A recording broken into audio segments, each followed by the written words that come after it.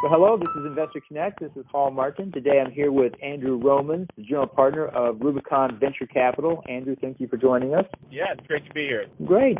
Well, I've always been a fan of Rubicon Venture. You guys are really on the cutting edge of venture capital technology. Can you tell us more about Rubicon Ventures for those who don't know you? Yeah, absolutely. So we started Rubicon Venture Capital making our first investment out of Fund 1 in 2014. And according to Cambridge Associates, for that vintage of technology VC funds, forming in the top 5% of all funds. So we're outperforming 95% of other U.S. VC funds that operate in tech. We have an office in New York City, and we have an office in San Francisco. So I'm based in San Francisco and Silicon Valley, and we invest all over the country. I've spent a lot of time in Austin, Texas over the years and would love to be investing in Texas-based companies. We haven't done so yet. Most of our investments are in, I would say, software, internet, and connected hardware verticals. Geographically, most of the investments are in Silicon Valley. A lot are in New York, and some are spread all over. We've done one insurance tech deal out of London. And I guess, sector-wise, we're rather open-minded to both enterprise and consumer. Most of our investments are on the enterprise side. Topics that we've been investing in heavily are artificial intelligence, machine learning, big data, fintech, IoT. Stage-wise, we typically invest in the late-stage seed, followed by Series A and B. So, Hall, can I talk a little bit about portfolio construction? Sure. So just to be clear, if a startup wants to raise funding, how much do they need to have raised before they come to you?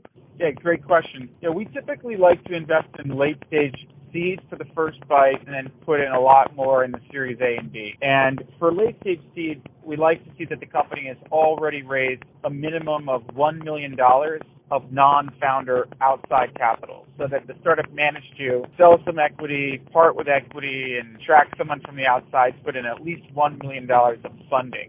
We're less sensitive to it being pre-revenue or post-revenue, but we don't want to open ourselves up to looking at the endless amount of deal flow that's completely seed or pre-seed. And so you look at having raised funding as a good validation that this company is solid in the marketplace. And do you lead these deals? Do you follow, or do you do both? Yeah, we do both. And, the validation bit's one thing, but it's actually partly a function of there's not enough time to open up all those emails, take all those meetings. And, a good filter is, if you were good enough to get into Harvard, then that lowers the set of people to talk to. If you were good enough to raise $1 million, it helps us focus on the remaining 10,000 deals that, meet that target. Absolutely.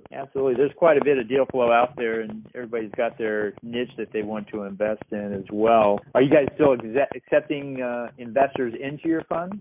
We are. We've, to date, historically, we've raised from a mix of angel investors, family offices, and corporations that are very active, and then there are some institutional LPs that are more passive. But this is actually what I view that makes Rubicon different from a lot of other VCs is that a lot of other VCs have raised their funding from really passive investors that are like endowments, pension funds, insurance companies.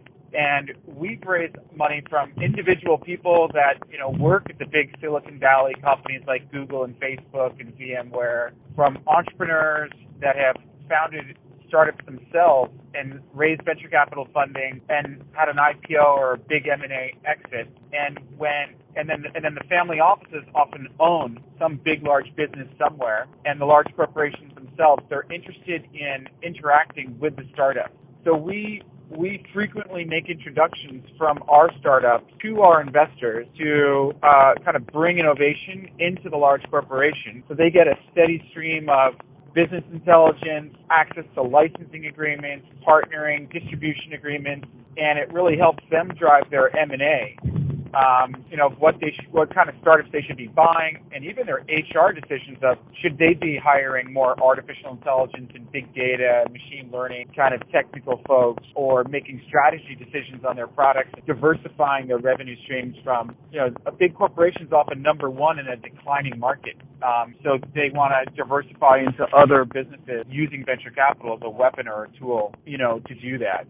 So we're continuing to raise more capital for Fund 2, but we're already actively investing out of Fund 2. We've made 6 investments in the last couple of months, and we're very actively investing right now out of Fund 2. And so how do you handle the portfolio aspect of it? How do you divide it up in that case? Well, so there's portfolio construction and there's how we interact with the startups. For portfolio construction, I'm a believer in diversification. Investing into one early stage tech startup alone is almost insanity. If you invest in a portfolio of 25 within a finite period of time, like within a 3-year clip, you start to adjust the risk. If 5 to 8 of them were to go bankrupt and be a total write-off, you ought to have sort of one Google in there or a number of solid companies that'll make up for that. But rather than just shoot the whole fund, if you had a $25 million fund doing $1 million into 25 startups, I don't think that's such a great idea. What we like to do is establish a position with a relatively small check into 25 different startups, and then try to help them as much as possible where they're interacting with many of our angels, family office, corporate, LP investors. And then while on the one hand we're helping the startup, on the other hand we're extracting information on which ones are doing really, really well. And if we introduce one to one of our LPs in Brazil and then they start to blow up the sales with another 10 million in sales, that's a good buy sign to invest more money into it. So we end up putting about 70 to 80% of our fund capital into the Series A and Series B, and about 20% of our fund is that initial check getting into 25 companies. And we have a self-imposed rule of never invest more than 10% of the whole fund into one company, no matter how much you like it. So we call that all chips in. So if we end up going all chips in on 5 companies as a subset of the 25, we've actually diversified into 25 companies. You might lose some, but you'll make it up on the winners. But a second level of de-risking the whole fund money is by putting up to 50% of the fund into just 5 companies that are your total winners. But even a rocket can blow up, so you don't put too much in. But we end up with that sort of 20-80 or 30-70 split of get into 25 deals and then double down on your winners that you can really see taking off. Well, that's a great strategy and so forth. Now, I noticed you're doing a lot in the corporate VC world, and of course that world has received a lot of traction as just about every corporation has a VC fund at this point. What are you seeing over on the corporate VC side? Well, so when I was an entrepreneur, I had founded a company that raised $27 million from Lucent. And so I've been on the receiving end of CVC or corporate venture capital. And I think about 1 out of 5 deals, about 20% of all U.S. venture financing, have at least one CVC participating in that round. Maybe they're just in a syndicate or they're leading the round. So CVC is something on the rise. I think there's something good that's, there's sort of, I view it from 3 sides. What's in it for the corporation? Should they be doing CVC investing? What's in it for the startup? Is it good for them to raise money from the CVC or bad? And what's in it for the financially driven VCs like myself? I kind of alluded to this already that for the corporation, if you've got an M&A team, you should probably have a CVC. And it's a way of getting business intelligence of what's going on in startup world. It used to be about 5% of patents were being filed from non-corporations, whereas now that's at 30%, and it's probably going to be more than 50 within a few years. So they want to access all that external innovation, get business intelligence, get a steady stream of partnerships, and ultimately drive their M&A. Like Amazon and Apple are companies that change all the time. And Bezos is famous for saying change or die. And corporations have difficulty being like Amazon. And using CVC is a great way to help them achieve that. For the startup, if you can get, some mobile network operator like Telecom Indonesia or Verizon to put your mobile app on 10,000 handsets as a trial, and if that works, onto 100,000, if that works, millions and millions of users, that can really drive your revenue. And ultimately, it can also lead to M&A in a positive way. So I think for startups, getting big distribution agreements and big customers is pretty smart. And if you can get in touch with the CVC investment professionals for that corporation, they typically have a direct relationship with the head of M&A, the CFO, and all that. And they can direct you to a business unit and partner with. For financial VCs like me, it's a great source of value-added capital. A lot of CVCs kind of make a mess of things for a whole lot of reasons. And if they go through us, they tend to not be destroying value at the startup level. And they get access to more deal flow. If you I'll pick on Verizon. If you call yourself Verizon Wireless Ventures, a good startup probably does not want to take funding from Verizon Ventures, because the second they do, they shut the door to doing business with AT&T, Sprint, and T-Mobile. Whereas if they get funding from Verizon through a VC fund like us, that's not going to destroy their carrier neutrality and enable them to do business with Verizon's competitors. Well, I've worked with a number of corporate VCs, and of course, some of these groups like Intel and AT&T, they've been doing this for decades, and they're great at it. Other groups are just now getting into it, and it really is people looking for how do you start up an internal VC arm inside a big corporation. What are some of the best practices for those who are just doing that now? And I know several groups that are right in the middle of that process of setting out their first fund, putting up their first shingle, and starting to figure out where to find deal flow. What would you advise them on how to put that together? Well, I was actually contacted by a large Chinese corporate that's got almost $100 billion in revenue. And they asked me to advise them on forming their CVC. And I said, okay, let me go interview the top 20 CVCs, including Intel Cap and all these guys, and ask them how they do everything, and I'll provide you with 20 case studies, and then my advice of what they're doing right, what they're doing wrong, and what you should be doing. And I had written one book on the topic of venture capital that McGraw-Hill published, and I used this as the basis for my second book. So I actually did over 100 interviews with CVCs in the U.S., Asia, and Europe, and I condensed that into about 200 pages of a book called Masters of Corporate Venture Capital. And we do events all over the world, over the U.S., South America, Asia, Japan, and China, on corporate venture capital. So best practices, I think, it's hard for them to do it the right way for, mainly reasons of politics and compensation. But I think the smart thing for a corporate to do that's setting out is, I think Intel does a lot of things. The best thing Intel does is they don't cancel the program. It's number one in longevity. And the real reason for that is that Les, the founder of Intel Capital, is a junior co-founder of Intel itself. Normally the person running the CVC doesn't have that kind of power. But Intel, every couple of years, offers their investment professionals upside in the exit, a form of synthetic carry. So if their investments do well, they do well. And then every couple of years they take it away, and all the good people quit their job and leave. So one of the biggest problems they have is compensation. They're just not willing to pay the corporate venture capital investment professional a 2% annual management fee and carried interest, or even invest with a portfolio theory like the one I had, that I described, that our fund has. So I think the right thing to do if you're setting up a new CVC is establish an off-balance sheet limited partnership, or LLC, and commit to a long-term commitment of at least 10 years of committing a specific amount of money to that fund, to that off-balance sheet entity. It could be $5 million or 10 or 50 million, whatever level budget that they want to budget for. And then out of that legal entity, they invest into the startup. So they never have to worry if they own 20% or more of the startup, consolidating the financials of these startups with their possibly publicly traded corporate conglomerate entity. And then also start with fund of funds first, and then direct investing second. There's actually, I wrote a whole book on it, so it's a long topic to cover, but get compensation right so your team doesn't quit on you every 1 or 2 years. Definitely get off the balance sheet for a whole lot of reasons. Make a long-term commitment to it. Invest with a portfolio construction so you can tolerate losses and be happy about it. A big mistake they make is investing in startups that sell the same products and services that the corporation does, but actually expand your mind and be willing to invest on a variety of big transformational technologies, and have a balance of strategic return and financial return. If the CVC starts to lose money, then it's probably going to get canceled, and that's the worst thing that can happen. If the CVC is making a lot of money, it's a profit center, then you get all these benefits of external innovation and M&A and business intelligence, and it doesn't cost you anything. It's actually making money.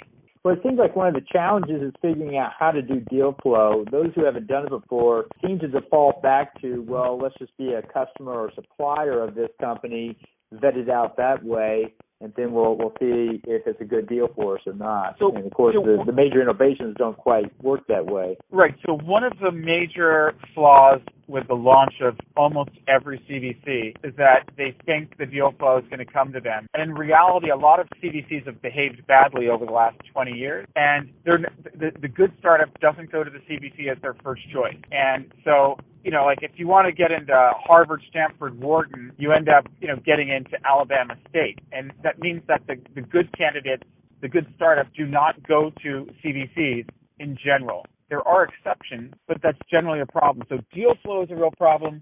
I've personally been developing relationships in the startup world since 1993. A lot of these corporates staff the CVC with internal people, and when they go to get external people, if they're not paying 2 and 20, they're getting sort of the washed-up failures to join that CVC. Now I'm making some brutal generalizations here, but that's why I think if phase one make fund-to-fund investments into financial VCs that are willing to take their money and then immediately get access to the historical portfolios of those VCs, and then get those VCs to share information and say, look, I'm this huge corporate. I just put money into your VC fund. I want you to show me anything happening that you think would benefit or could even threaten my business. And then they get to see the startups, and then the VC that they invested in, I think you should maybe consider taking some money from Verizon. They're willing to put your mobile app on apparently up to 50 million mobile phones. That's the mobile internet. That could be great news for you. We already ran it up the flagpole.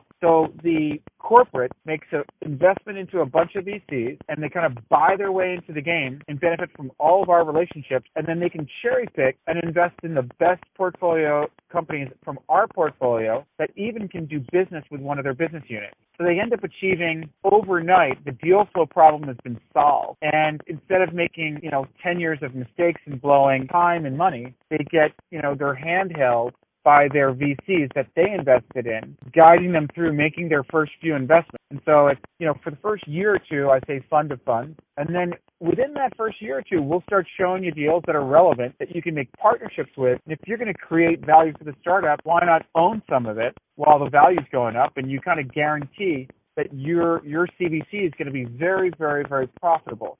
And the reality is most of the CVC individuals are just trying to get through 2 years of working at the CVC before they try to get a job at a financial VC that'll compensate them more. My investors would like nothing more than to see me personally make $100 million. That means they've made a ton of money too. Whereas the CFO of IBM or a large company just doesn't enjoy seeing a younger employee make $100 million. It just doesn't really happen. It does in a few cases, but it's rare to see that really happening. Well, that's a common problem I see, that CVC will find a deal they like, but in general they don't lead the deal they want to follow. And now we're out shopping it around trying to find a financial VC to lead this deal that they want to follow without an extensive networking. But if you have one, it becomes yet another sourcing challenge. Not only do we have to find the deal, now we have to go find the one that will lead the deal. And so the fund-to-fund seems to solve it. Well, that's actually historically, like in the 90s, in ancient times of the 90s when I was an entrepreneur, CVCs would only invest in a later stage deal because they need to get the head of the business with a startup and not try and make that himself. And if it's too early stage, the head of the BU is too risk averse to take on some software that's full of bugs. The other thing is that if they're only doing Series C and later, they're not leading, and they want to see professional financial VC leading the round, pricing it, and all that. That's totally changing. There's a lot of CVs these days that are running their own accelerator programs that are investing in seed, pre-seed, seed, Series A, B, and across the spectrum. And there's many that are leading rounds now. They got a term sheet from a CVC, and that CVC is leading the round. Now, amazingly, that CVC doesn't want to own more than 20% of the company because they're investing off the balance sheet, big mistake, and they to avoid having to consolidate the financials with their financials, They increased the pre-money valuation to something that's ridiculous and out of the market. The CEO is delighted to minimize his dilution, and now all smart VCs are backing out of it, and he's going to be left with a corporate VC that's really not, they're rumored to destroy value more. That one is rumored to destroy value more than create value. So it actually is, it's extremely complicated. Now, I think that some CVCs can, like Salesforce Ventures, to name a good one, if those guys are leading rounds, Mark Benioff, it's a relatively new company, is very entrepreneurial himself, and Salesforce is very powerful, and they're really behaving like a financial VC in a good way and behaving like a CVC in a good way. If you can get those guys to lead your financing round, I say take it. But, I think for founders that are afraid of taking meetings with CVCs, I say take the meeting. You can always turn down their term sheet and take the term sheet from someone else, and the process of meeting with the CVC could lead to phenomenal business development with the CFO. It can be a good thing. Well, that's great information about the CVCs, and I think worth more exploration. We're coming near the end of our time. I'd like to go ahead and tell people how best to contact you if they want to learn more about investing in your fund or bringing you potential opportunities. Yeah, I think that the best way to contact us is info@rubicon.vc. That gets directly sent to my team, and we look at everything and try to be really quick on responding. Well, that's great. Well, we appreciate your taking time, and we'll go ahead and wrap it up there. I'm looking forward to have you come back and explore more of these different topics, especially about the CVC, as there's, like I say, many coming up in this space, many who are experienced, but most who are not, and certainly looking forward to how to grow those new sources of funding for entrepreneurs. Okay, listen, it was fun talking to you, and look forward to coming back. Thanks so much.